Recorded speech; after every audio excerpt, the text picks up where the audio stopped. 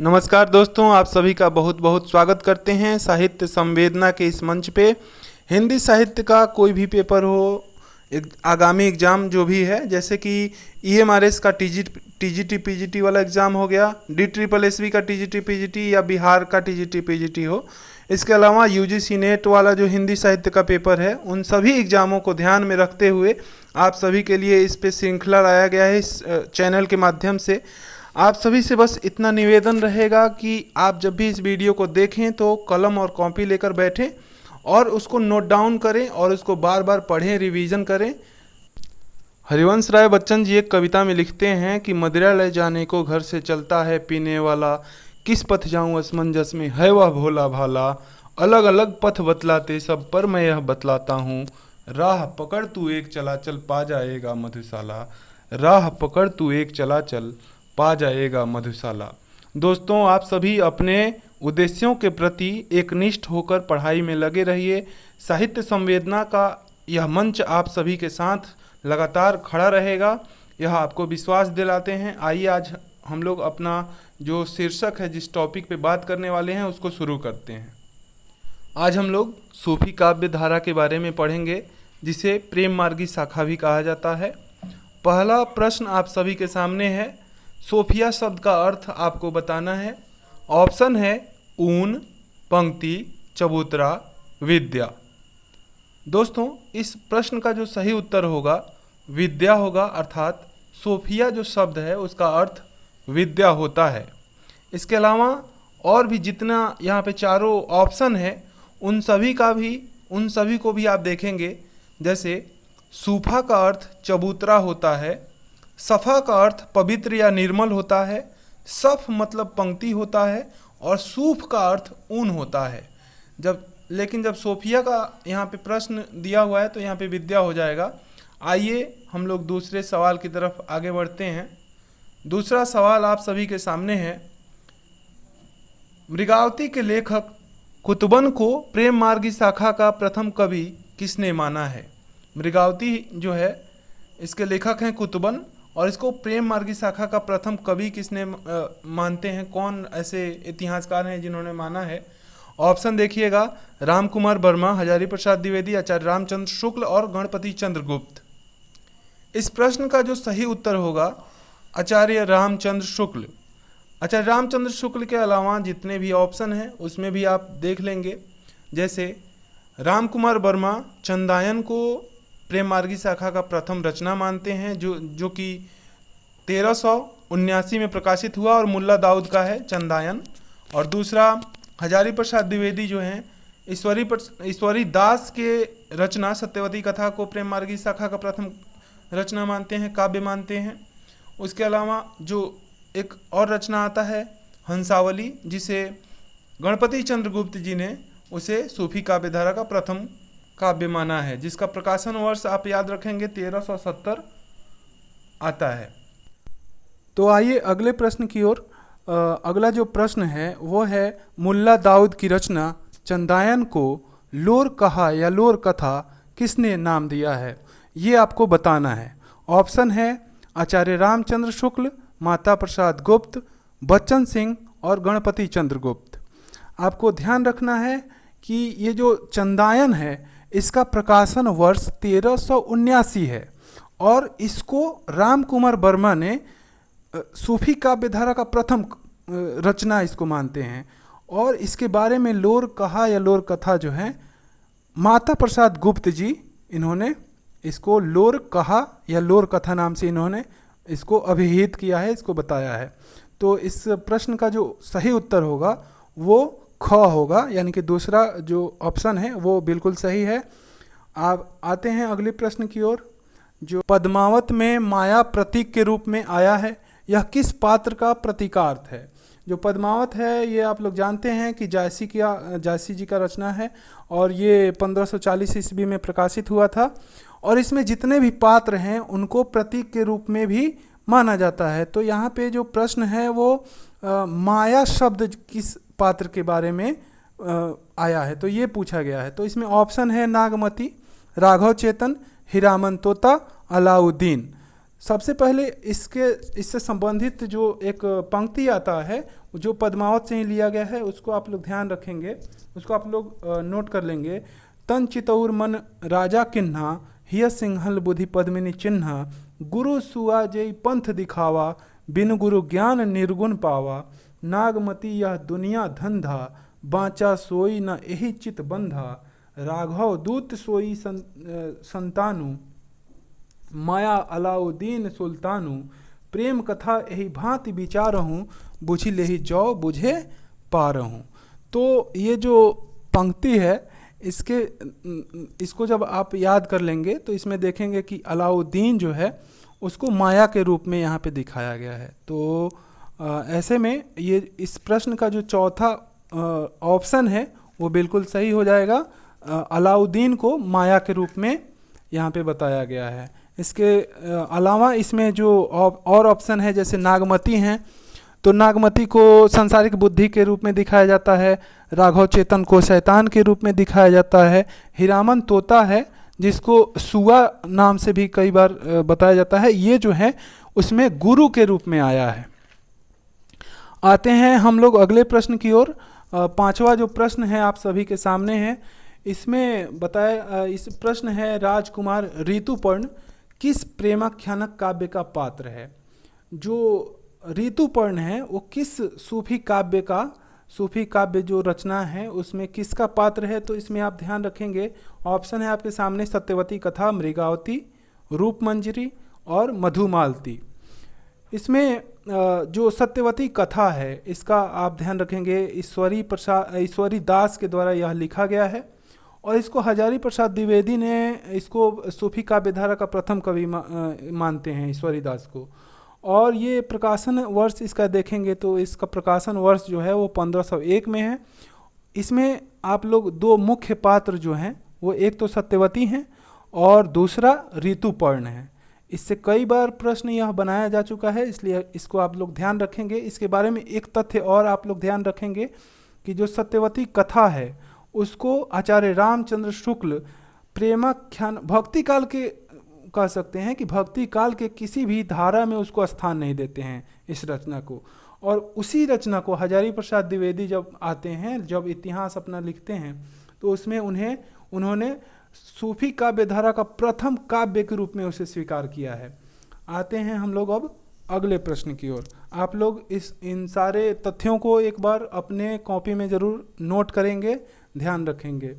और अगला प्रश्न है हमारे सामने, आचार्य रामचंद्र शुक्ल के अनुसार इनमें से कौन सा ग्रंथ जायसी का नहीं है।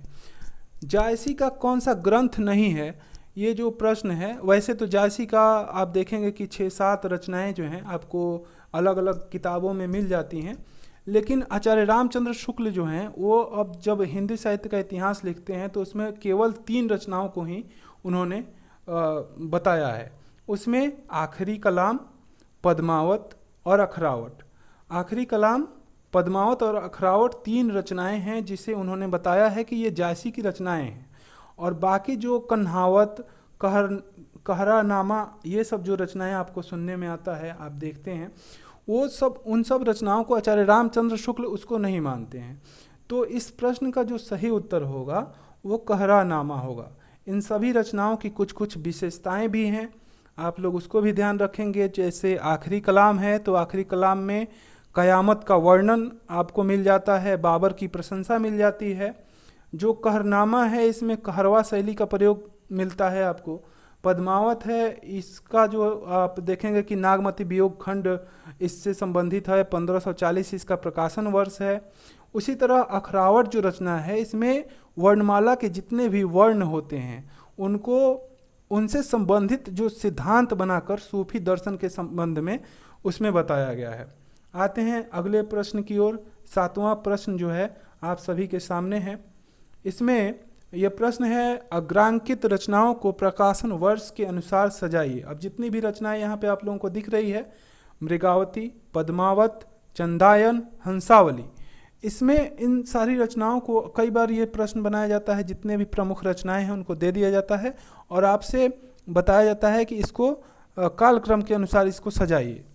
तो मृगावती जो रचना है वो कुतुबन का है, जिसे आचार्य रामचंद्र शुक्ल आप जानते हैं कि इसे सूफी काव्यधारा का प्रथम काव्य मानते हैं। वैसे ही चंदायन है इसमें, तो चंदायन का जो प्रकाशन वर्ष है वो 1379 है, और इसको राम कुमार वर्मा जी ने सूफी काव्यधारा का प्रथम कवि माना है। आप बताएंगे कि हंसावली जो रचना है इसको किसने सूफी काव्यधारा का प्रथम कवि माना है, और इसका प्रकाशन वर्ष भी आप बताएंगे। ऐसे में आप क्रम लगा लेंगे इसका। उसके बाद आते हैं हम लोग अब अगले प्रश्न की ओर। अगला जो प्रश्न है आप सभी के सामने, आचार्य रामचंद्र शुक्ल ने इनमें से किस रचना को भक्ति काल में स्थान नहीं दिया है? ये प्रश्न, इस प्रश्न का उत्तर आपको पहले इसी वीडियो में आपको मिल चुका है। रिकॉल करने की कोशिश कीजिए। ऑप्शन देखिए, ऑप्शन है हंसावली, सत्यवती कथा, चंदायन और छिताई वार्ता। इन सभी रचनाओं के रचनाकार को भी आप एक बार रिकॉल करेंगे। जैसे हंसावली जो है ये रचना है, तो ये किसका रचना है? आप अभी आपको बताया गया है इसके पहले ही प्रश्न में कि असाहित्यकृत जो है ये हंसावली है, और चंदायन जो है वो मुल्ला दाऊद की रचना है, और सत्यवती कथा है ये ईश्वरी दास का रचना है। ऐसे ही छिताई वार्ता जो है वो नारायण दास की रचना है। तो इस प्रश्न का जो सही उत्तर होगा, जब हजारी प्रसाद द्विवेदी के द्वारा बताए हैं कि सत्यवती कथा को उन्होंने प्रथम काव्य माना है, तो उसी समय आपको ये भी बताया गया है कि इसको रामचंद्र शुक्ल भक्ति काल की किसी भी शाखा में स्थान नहीं देते हैं। और तो इस तरह से इस प्रश्न का उत्तर हो जाएगा ख, सत्यवती कथा। अगला प्रश्न आप सभी के सामने, अग्रलिखित किस रचना में वर्णमाला के एक एक अक्षर को लेकर सिद्धांत संबंधित तत्वों की से भरी चौपाई को इसमें रखा गया है? इस प्रश्न को भी आप, इस प्रश्न का भी उत्तर अगर आप ध्यान से सुने होंगे तो आप बता पाएंगे। ऑप्शन देख लीजिए, आखिरी कलाम, कहरानामा, अखरावट, कन्हावत। और इसमें से जो अखरावट है यानी कि ऑप्शन नंबर ग, इसमें वर्णमाला के अक्षरों को लेकर सिद्धांत लिखा गया है सूफी दर्शन से संबंधित। तो इस प्रश्न का जो उत्तर होगा वो आपका तीसरा हो जाएगा, यानी कि ग हो जाएगा। तो आगे हम लोग चलते हैं। जायसीकृत पद्मावत की विशेषता इनमें से कौन नहीं है? पद्मावत रचना, उसके बारे में पूछा गया है कि इसमें से इसकी विशेषता कौन नहीं है। पद्मावती का कुछ विशेषताएं, उसका जो कथा है, उसका जो कथा उसके अंदर है, उसमें आप देखेंगे कि उसके आधार पे उसकी विशेषताओं को इसमें इस बिंदुओं में आप पाएंगे। जैसे कि हिंदू मुसलमानों को कड़े शब्दों में फटकार, इसमें 57 खंड हैं। नागमती वियोग खंड इसका प्रमुख अंश है। चौथा ऑप्शन आपको नहीं दिख रहा है, आप इसको मान के चलिए इनमें से कोई नहीं ऑप्शन है। अगर चौथा ऑप्शन इस तरह का हो तो आप देखेंगे कि इसमें 57 खंड भी है, और नागमती वियोग खंड तो आप जानते ही हैं कि इसका प्रमुख अंश आता है, जिसमें 12 मासा का वर्णन आपको मिल जाता है। तो इस तरह से आप देखेंगे कि जो पहला ऑप्शन है, हिंदू मुसलमानों को कड़े शब्दों में फटकार, इसको आप जब संत साहित्य पढ़ेंगे तो उसमें देखेंगे कि जो कबीर दास जी हैं उनके यहाँ हिंदू मुसलमानों को कड़े शब्दों में फटकारा गया है। इसमें जो सूफी काव्यधारा है उसकी एक तरह से यह विशेषता मानी जाती है कि उसमें हिंदू मुस्लिम एकता पे बल दिया गया है, और साथ ही जो जितने भी सूफी का काव्य हैं, जैसे आपका जायसी का पद्मावत ही हो गया या जो भी है, तो उसके बारे में आप देखेंगे कि हिंदू देवी मतलब जो राजा महाराजा हैं उनको जो है नायक के रूप में एक तरह से प्रस्तुत किया जाता है। आगे चलते हैं अगले प्रश्न की ओर। अगला प्रश्न है, रौजतुल हकायक नामक ग्रंथ किसका है? रौजतुल शेख नबी, नारायण दास, उस्मान, नूर मोहम्मद। इसमें जो नूर मोहम्मद हैं उनका आप और भी 2-3 रचनाएं आप देख लेंगे, जैसे कि इंद्रावती, अनुराग बांसुरी, और ये जो प्रश्न है रौजतुल हकायक, ये भी रचना नूर मोहम्मद जी की है।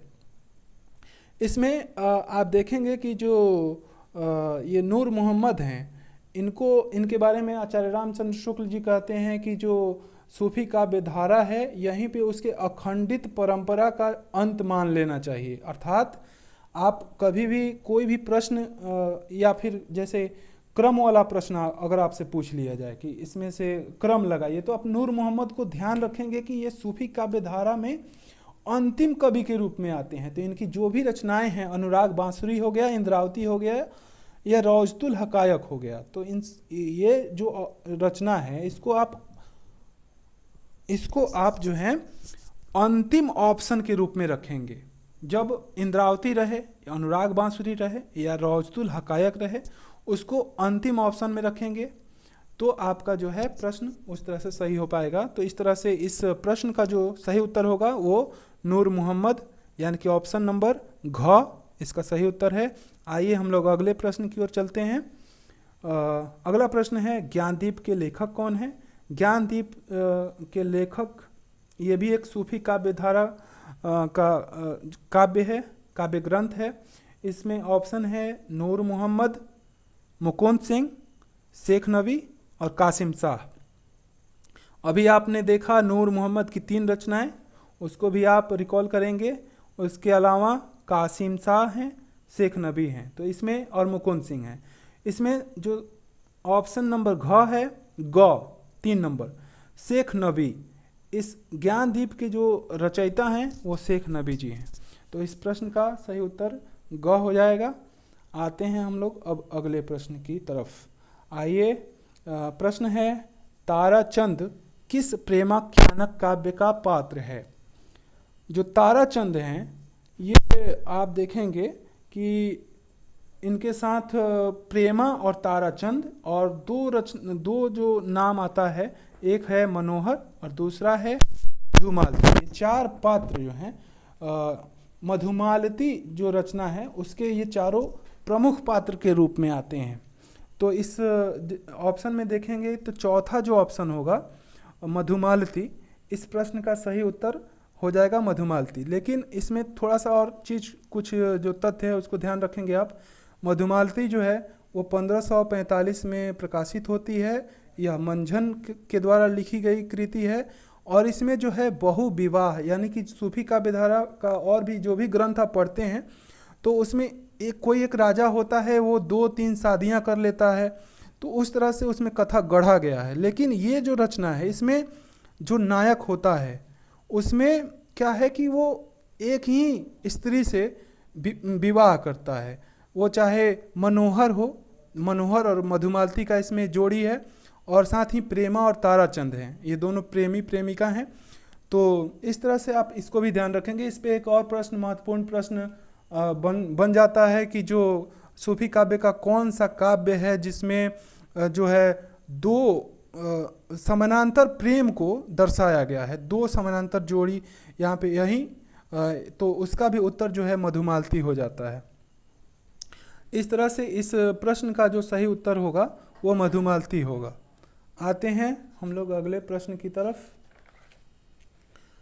14 नंबर सवाल आप सभी के सामने, जिसके हृदय में वह विरह होता है उसके लिए यह संसार स्वच्छ दर्पण हो जाता है और इसमें परमात्मा के आभास अनेक रूपों में पड़ते हैं। तब यह देखता है कि इस सृष्टि के सारे रूप, सारे व्यापार उसी का विरह प्रकट कर रहे हैं। ये भाव प्रेम मार्गी संप्रदाय के सब कवियों में पाए जाते हैं। तो ये जो पंक्ति है, ये जो कोटेशन है, ये किसके द्वारा कहा गया है दोस्तों? तो इसका ध्यान रखेंगे। ऑप्शन देखिए, डॉक्टर नगेंद्र, विजय देव नारायण शाही, विश्वनाथ प्रसाद मिश्र और आचार्य रामचंद्र शुक्ल। इस प्रश्न का जो सही उत्तर होगा वो आपका चौथा ऑप्शन, यानी कि घ, आचार्य रामचंद्र शुक्ल। पंक्ति को थोड़ा सा ध्यान से आप लोग देख लेंगे एक बार अच्छे से। जिसके हृदय में वह विरह होता है, विरह प्रधान जो काव्य होता है उसके बारे में कहा गया है। इसमें विरह होता है, उसके लिए संसार स्वच्छ दर्पण हो जाता है। विरह के महत्व को यहाँ पे दिखाया गया है और इसमें परमात्मा के आभास अनेक रूपों में पड़ते हैं। तब वह देखता है कि इस सृष्टि का जो सारा रूप और व्यापार है उसके विरह को प्रकट करते हैं। जो प्रकृति है, जो नेचर है, उस विरह को भी वहाँ पे प्रकट कर रहे होते हैं, अभिव्यक्त कर रहे होते हैं। तो ये जो है, ये आचार्य रामचंद्र शुक्ल के बारे में आचार्य रामचंद्र शुक्ल ने इस पंक्ति को कहा है। तो आप इसका भी ध्यान रखेंगे। आते हैं हम लोग अगले सवाल की तरफ। अगला जो सवाल है 15 नंबर, ये सभी आप सभी के सामने। मलिक मोहम्मद जायसी की प्रेम कविता हिंदी साहित्य के इतिहास का काल विभाजन और नामकरण करते समय, ये जो मलिक मोहम्मद जायसी एक टर्म है, इस नाम से नामकरण करते समय किस साहित्य इतिहासकार ने इसको सुझाया, या फिर इस मलिक मोहम्मद जायसी करके किसने नामकरण किया है, प्रश्न ये है।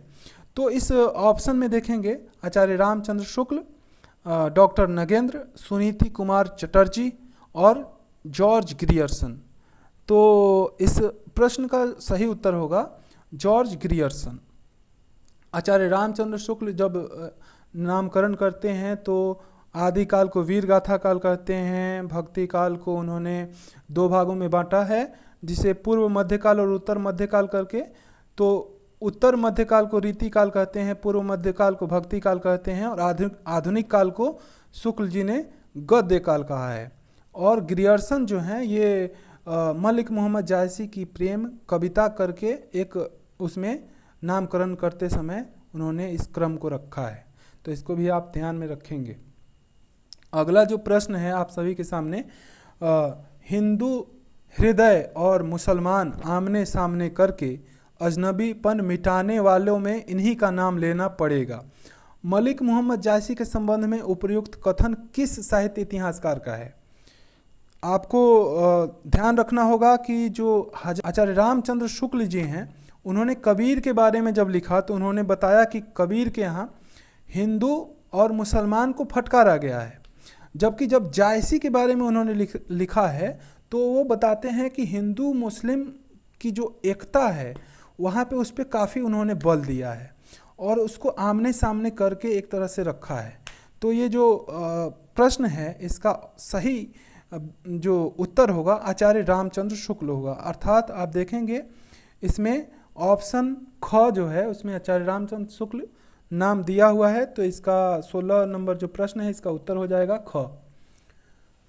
आइए अगले प्रश्न की ओर। 17 नंबर सवाल आप सभी के सामने।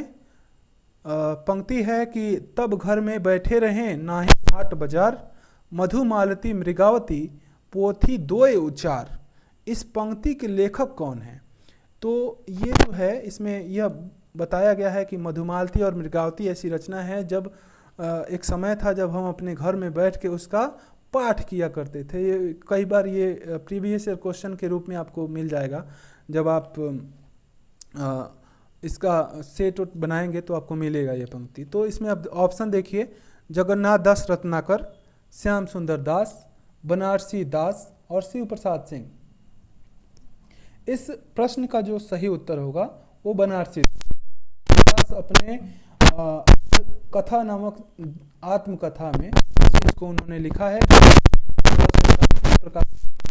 तो ये भी आप ध्यान रखेंगे, बहुत ही महत्वपूर्ण सवाल है। आते हैं हम लोग अगले सवाल।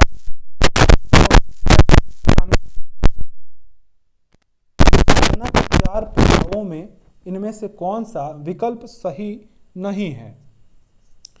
आपको बता दें कि जो सूफी साधना का जो 4 पड़ाव है वो साधक का 4 अवस्था के रूप में भी उसको देखा गया है। जो साधक होता है उसका 4 अवस्था है।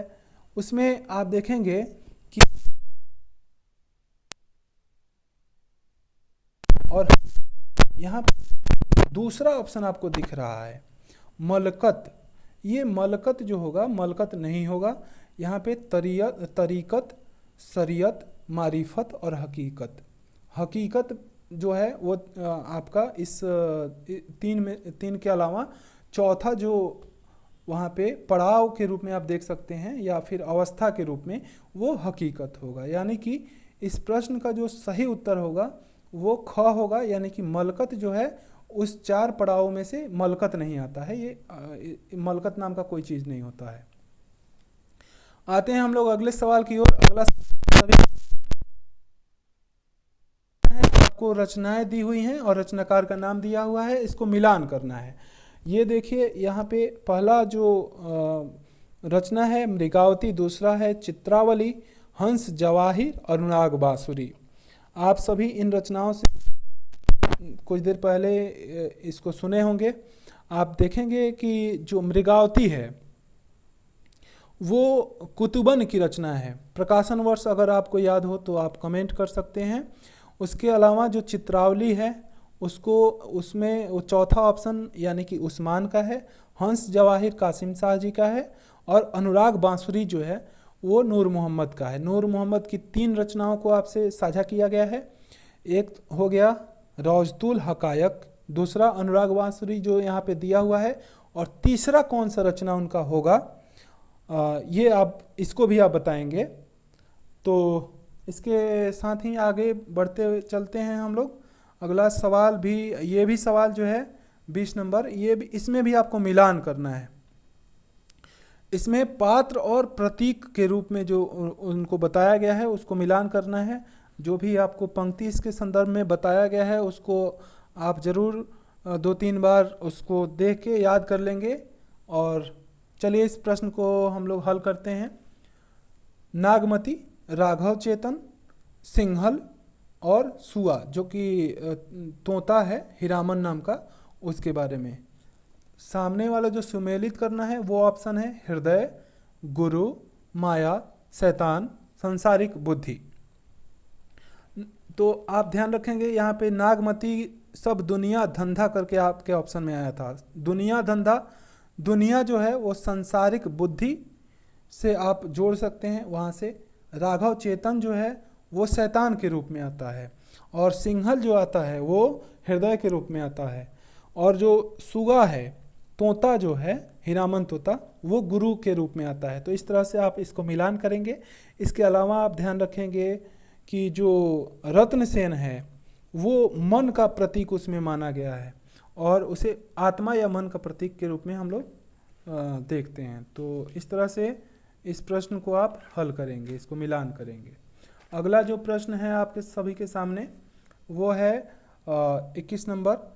बरसै मघा झकोरी झकोरी तुन नयन चुए जस ओरी। ये जो पंक्ति है ये किस लेखक का है? तो ये बहुत ही सिंपल सा सवाल है। इस पंक्ति के जो लेखक हैं वो जायसी ही हैं, और बहुत ही फेमस ये पंक्ति आप सभी के सामने है। बरसे मघा झकोरी झकोरी मोर दुनु नयन चुए जस ओरी।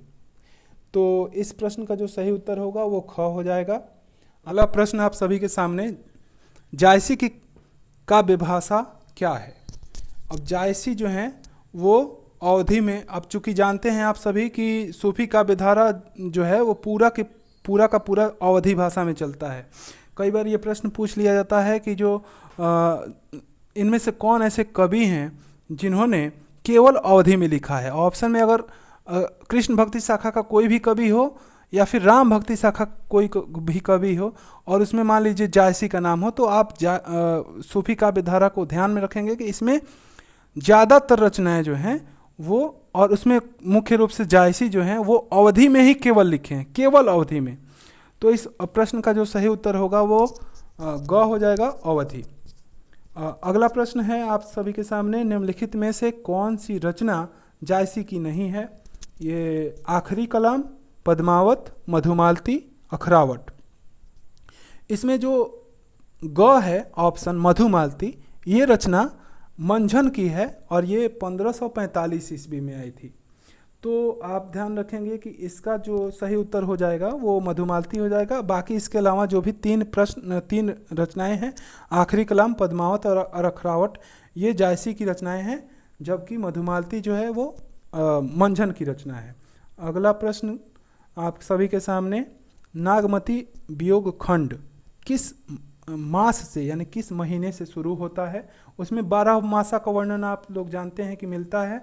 तो वो जो 12 मासा का वर्णन होता है उसमें पहला जो महीना है वो किस मास को लिया गया है?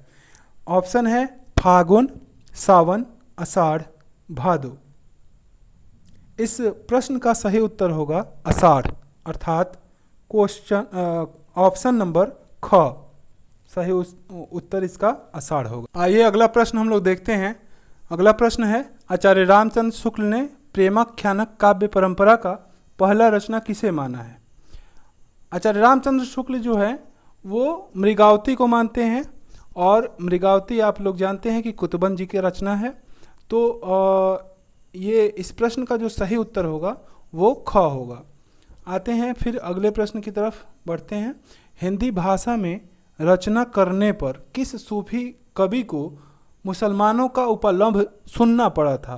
अर्थात जो कौन ऐसे सूफी कवि हैं जिन्होंने जब हिंदी में उन्होंने रचना किया तो उनको बाकी जो सूफी काव्य धारा के जितने भी कवि थे या जो लोग थे वो लोग उन्हें खरी खोटी सुनाया करते थे। तो ऑप्शन देखेंगे नूर मोहम्मद, उस्मान, जायसी और शेख नबी। इस प्रश्न का सही जो उत्तर होगा वो ऑप्शन नंबर क होगा, यानी कि पहला ऑप्शन नूर मोहम्मद। नूर मोहम्मद जो हैं उन्हीं को वो हिंदी जो है हिंदी में रचनाएं करते थे और उसके चलते उनको काफ़ी सुनना पड़ता था। तो इसका आप लोग ध्यान रखेंगे, ये भी बहुत महत्वपूर्ण सवाल है। अगला जो प्रश्न है आप सभी के सामने, इसको मिलान करना है। रचनाएं हैं और उसका प्रकाशन वर्ष दिया गया है। रचनाओं को आप लोग इसमें मिलाएंगे। जैसे पद्मावत है वो 1540 में प्रकाशित होती है, चंदायन जो है वो 1379 में, और मृगावती जो है वो 1501 में प्रकाशित होती है। इस प्रश्न में आप देखेंगे कि मृगावती 2 बार आ गया है। तो 1540 जो ऑप्शन है उसमें आप लोग मिला लीजिए। एक रचना है मधुमालती, वो 1540 में आती है। बाकी ये मृगावती जो है वो 1501 में आएगी। ये भी देखिए यहाँ पे थोड़ा सा मिस्टेक हो गया है, 1503 है, इसको 1 कर लीजिएगा। 1501 में प्रकाशित होती है मृगावती, चंदायन जो है वो 1379 में प्रकाशित होती है, और मधुमालती 1545 में, और पद्मावत जो है वो 1540 में। तो इस तरह से इस प्रश्न का आप लोग हल कर लेंगे। अगले प्रश्न की ओर हम लोग बढ़ रहे हैं। पद्मावत को समासोक्ति किसने कहा है? अब पद्मावत के बारे में समासोक्ति उसको किसने कह दिया? ऑप्शन देखेंगे, आचार्य रामचंद्र शुक्ल चौथे ऑप्शन में है, राम कुमार वर्मा है इसमें, और शिव प्रसाद सितारे हिंद हैं, और माता प्रसाद गुप्त। 4 ऑप्शन आपको दिख रहा होगा। इस प्रश्न का जो सही उत्तर होगा वो ऑप्शन नंबर घ, यानी कि आचार्य रामचंद्र शुक्ल जो हैं वो पद्मावत को समासोक्ति कहते हैं। तो इस तरह से चौथा ऑप्शन आपका सही हो जाएगा। और इसके बाद अगले प्रश्न में आएंगे हम लोग। 29 नंबर सवाल आप सभी के सामने है। जानत है वह सिरजनहारा, जो किछु है मन मरम हमारा, हिंदू मग पर पाँव न राखेऊं, काजो बहुते हिंदी भाखेऊं। क्वेश्चन में पूछा गया है कि ये जो पंक्ति है ये किस भाषा में लिखा गया है। सबसे पहले कोई भी पंक्ति हो तो अगर आपको पता है कि ये पंक्ति किसका है तो आप ये भी अनुमान कर पाते हैं कि वो किस धारा का कवि है, और फिर वो जब धारा पता होता है तो आप भाषा का भी अनुमान कर पाते हैं। आप देखेंगे कि ये जो पंक्ति है ये नूर मोहम्मद जी की है, और नूर मोहम्मद सूफी काव्य धारा के ही कवि हैं। सूफी काव्य धारा में आप देखेंगे कि अवधी भाषा का बहुत ज़्यादा प्रयोग होता है, यानी कि बहुत ही कम ऐसे कवि हैं जिन्होंने राजस्थानी या ब्रज को लेकर अपना भाषा के रूप में उसे स्वीकार किया है। बाकी जितने भी महत्वपूर्ण जो भी कवि हैं, जायसी, मंझन, कुतुबन, ये सभी लोग जो हैं आपको अवधी भाषा में ही लिखते हुए पाए जाएंगे। तो इस प्रश्न का जो सही उत्तर होगा वो अवधी हो जाएगा, यानी कि ऑप्शन नंबर ख जो इसका है वो सही हो जाएगा। अगला प्रश्न है आप सभी के सामने 30 नंबर। इसमें से किस रचना में कयामत का वर्णन पाया जाता है? कयामत का वर्णन किस रचना में पाया जाता है? तो ऑप्शन है पद्मावत, कन्हावत, आखिरी कलाम और अखरावट। यहाँ पे इस प्रश्न का जो सही उत्तर होगा वो आखिरी कलाम होगा। इसमें 2 चीज़ें आप लोग ध्यान रखेंगे। आखिरी कलाम में बाबर की प्रशंसा भी की गई है और कयामत का वर्णन भी इसी में मिलता है। आगे बढ़ते हैं हम लोग। 31 नंबर सवाल आप सभी के सामने है। किसने माना है कि पद्मावत का पूर्वार्ध कल्पित और उत्तरार्ध ऐतिहासिक है। इस प्रश्न को जब आप पढ़ते हैं तो आपको ये पता चलता है कि जो पद्मावत है उसका पूर्वार्ध जो है वो कल्पना प्रसूत है, और जो उत्तरार्ध है वो उसमें ज़्यादातर जो है लोक पक्ष को थोड़ा सा आधार बनाकर इसको लिखा गया है। इसी आधार पर इसमें से ये चार जो ऑप्शन दिख रहा है इसमें कोई ऐसा एक कोई रचना का मतलब आलोचक या इतिहासकार कहिए उन्होंने ये माना है कि ये जो रचना है इसमें इसका जो पूर्वार्ध है वो कल्पित है और उत्तरार्ध ऐतिहासिक माना है उसको। तो ऑप्शन है डॉक्टर नगेंद्र, विश्वनाथ प्रसाद मिश्र, हजारी प्रसाद द्विवेदी या रामचंद्र शुक्ल। इस प्रश्न का सही उत्तर आचार्य रामचंद्र शुक्ल यानी कि ऑप्शन नंबर घ बिल्कुल सही होगा। इसको आप लोग नोट कर लेंगे। अगला प्रश्न है हंसावली का प्रकाशन वर्ष क्या है। हंसावली आप लोग बताएंगे किसका रचना है, और ये जो है प्रकाशन वर्ष इसका देखिए ऑप्शन है 1379, 1370, 1501 और 1540। ध्यान रखेंगे हंसावली का प्रकाशन वर्ष 1370 ईस्वी में हुआ था, अर्थात इस प्रश्न का सही उत्तर ख हो जाएगा। आगे बढ़ते हैं हम लोग। मनोहर किस प्रेमाख्यानक काव्य का पात्र है। अगला प्रश्न है मनोहर किस प्रेमाख्यानक काव्य का पात्र है। आपको ध्यान रखना है कि जो मधुमालती है उसमें चार पात्र आते हैं, एक है प्रेमा और ताराचंद, और दूसरा जो प्रेमी जोड़ी है उसे मनोहर और जो मधुमालती है ये। तो इस प्रश्न का जो सही उत्तर होगा वो ख हो जाएगा। तो आगे बढ़ते हैं इसी के साथ। इंद्रावती के लेखक, प्रश्न में पूछा गया है इंद्रावती के लेखक कौन है। ऑप्शन देखिएगा शेख नबी, मुकुंद सिंह, कासिम शाह, नूर मोहम्मद। ये चारों जो ऑप्शन है ये चारों कवि जो हैं ये सूफी काव्य धारा के ही कवि हैं, और इंद्रावती के जो लेखक हैं इनमें से वो नूर मोहम्मद हैं, यानी कि ऑप्शन नंबर घ जो है इस प्रश्न का सही उत्तर होगा। नूर मोहम्मद का 3 रचना आप लोग बिल्कुल याद रखेंगे, अनुराग बांसुरी, रजतुल हकायक और इंद्रावती। ये सूफी काव्य धारा के अंतिम कवि हैं, आपको बताया गया है, इसको भी आप लोग ध्यान रखेंगे। अगला प्रश्न आप सभी के सामने है 35 नंबर। इसमें है आध्यात्मिक विवाह का वर्णन किस रचना में पाया जाता है। ऑप्शन देखिए अखरावट, मधुमालती, कहरा नामा और कन्हावत। इसमें जो सही उत्तर होगा वो होगा कहरा नामा। कहरा नामा जो है वो जायसी का रचना, वैसे आप देखेंगे चारों रचनाएं जो हैं जायसी की ही है, तो इसमें कहरा नामा जो है इसमें आध्यात्मिक विवाह का वर्णन आपको मिल जाएगा। आगे बढ़ते हैं हम लोग। पद्मावत की रचना शैली क्या है। पद्मावत के बारे में आप लोग देखेंगे ऑप्शन है फारसी की मसनवी शैली, लोक गीतों की शैली, मुक्त गीतात्मक शैली, संस्कृत प्रबंध काव्यों की सर्गबद्ध शैली। ऑप्शन इसका जो पहला है वही बिल्कुल सही होगा, फारसी की मसनवी शैली। मसनवी शैली जो है पद्मावत जो लिखा गया है उसमें मसनवी शैली का प्रयोग किया गया है। आइए अगले प्रश्न की तरफ। 37 नंबर सवाल आप सभी के सामने। निम्नलिखित में से कासिम शाह की रचना है। कासिम शाह की रचना जो है इसमें से कौन है यही देखना है। ऑप्शन है सत्यवती कथा, चंदायन, मृगावती, हंस जवाहिर। कासिम शाह जो हैं उनकी जो रचना है हंस जवाहिर है, अर्थात 37 नंबर जो सवाल है इसका सही उत्तर ख हो जाएगा। अगला सवाल है छार उठाए लिन्ह एक मुट्ठी, दिन्ह उड़ाए पृथ्वी झूठी। उपयुक्त पंक्ति किस रचना से लिया गया है। ऑप्शन है चंदायन, मृगावती, पद्मावत, आखिरी कलाम। इस प्रश्न का सही उत्तर जो होगा ऑप्शन नंबर ख पद्मावत होगा। आगे बढ़ते हैं दोस्तों। अगला सवाल आप सभी के सामने। रस रतन के रचयिता यहाँ पे आपको बताना है। ऑप्शन है पोहकर, जॉन कवि, शेख नबी, शेख निसार। रस रतन जो रचना है वो पोहकर जी ने लिखा है, अर्थात इस प्रश्न का सही उत्तर ऑप्शन नंबर क पोहकर होगा। आइए दोस्तों अगला सवाल देखते हैं। अगला सवाल आप सभी के सामने है पद्मावत में रतन सेन किसका प्रतीक है। ऑप्शन है हृदय, अलंकार, बुद्धि, मन। इस प्रश्न का जो सही उत्तर होगा ऑप्शन नंबर घ मन होगा। आइए दोस्तों अगले सवाल की ओर बढ़ा जाए। अगला प्रश्न आप सभी के सामने है, पद्मावत को सूफी काव्य मानने से इनकार करने वाले आलोचक इनमें से कौन से हैं। पद्मावत को सूफी काव्य नहीं मानते हैं, उसको कुछ और मानते होंगे। तो ऑप्शन देखते हैं, विजय देव नारायण शाही, डॉक्टर नगेंद्र, नंदुलारे वाजपेयी, दशरथ ओझा।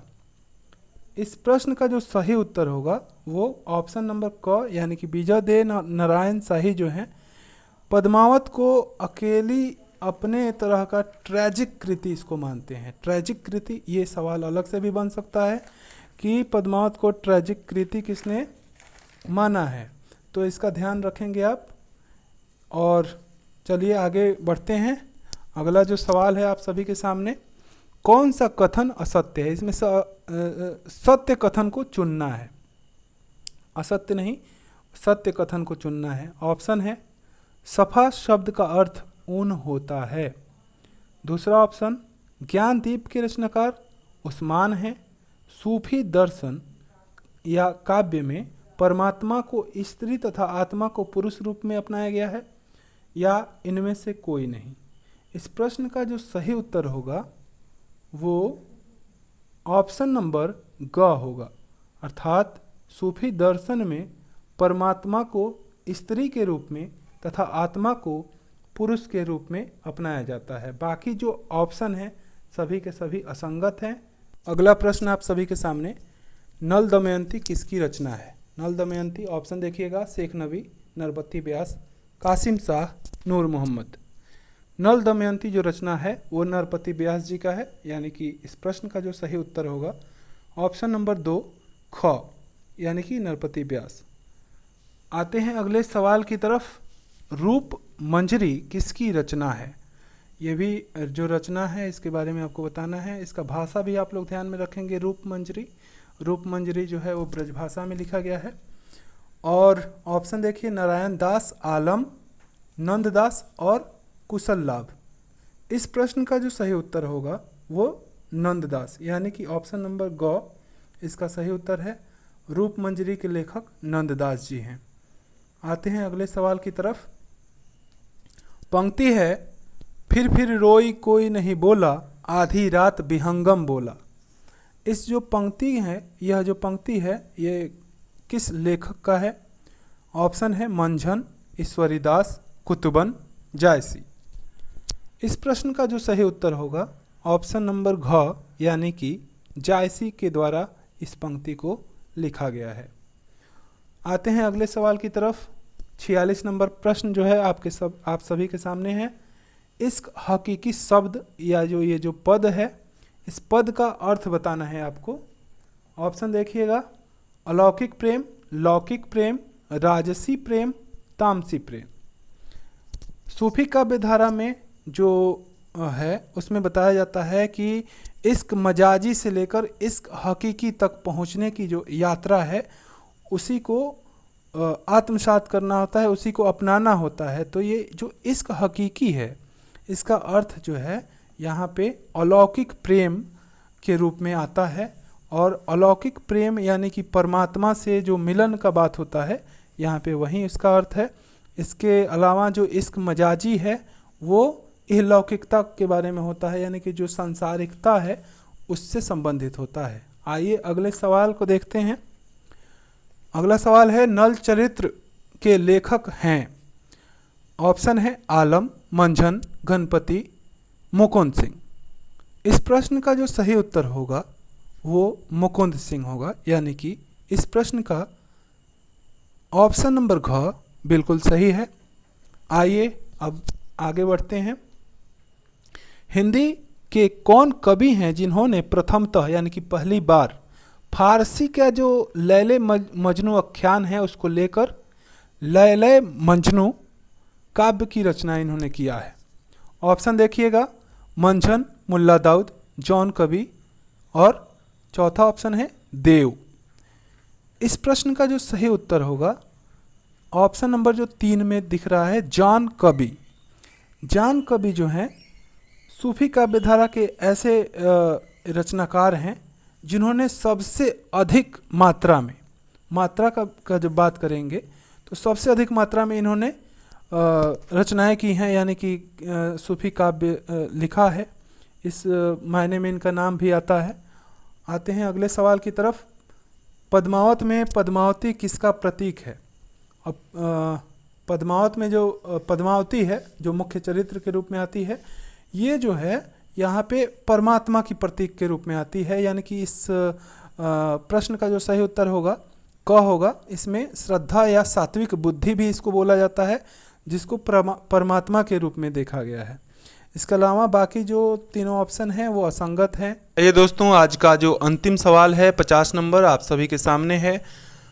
मलिक मोहम्मद जायसी अपने पूर्व लिखे गए किन 4 रचनाओं की चर्चा करते हैं? मलिक मोहम्मद जायसी जब पद्मावत लिखते हैं तो उसमें 4 रचनाओं की चर्चा करते हैं। ऑप्शन देख लीजिएगा। हंसावली, सत्यवती कथा, यहाँ पे सत्यवती कथा का नाम दोबारा आ गया है, और रूपमंजरी। दूसरा ऑप्शन है मधुमालती, रूपमंजरी, चित्रावली, रसरतन। तीसरा है चित्रावली, मृगावती, इंद्रावती, चंदायन। चौथा मधुमालती, मृगावती, मुग्धावती और प्रेमावती। इस प्रश्न का सही उत्तर ऑप्शन नंबर घ अर्थात मधुमालती, मृगावती, मुग्धावती और प्रेमावती होगा। वीडियो में अंत तक बने रहने के लिए बहुत बहुत धन्यवाद। आप सभी का दिन शुभ हो। इन्हीं कामनाओं के साथ विदा लेते हैं दोस्तों। अगले वीडियो में फिर मिलते हैं। बहुत बहुत धन्यवाद।